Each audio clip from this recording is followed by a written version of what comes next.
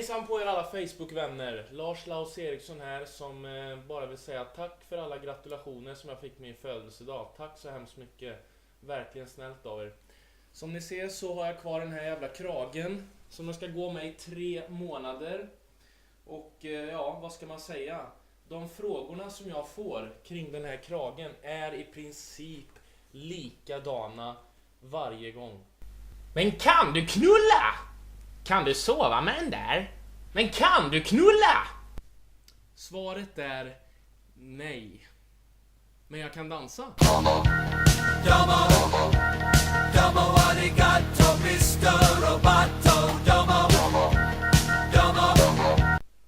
Tack så hemskt mycket för alla gratulationer. Det betyder mycket. God bless.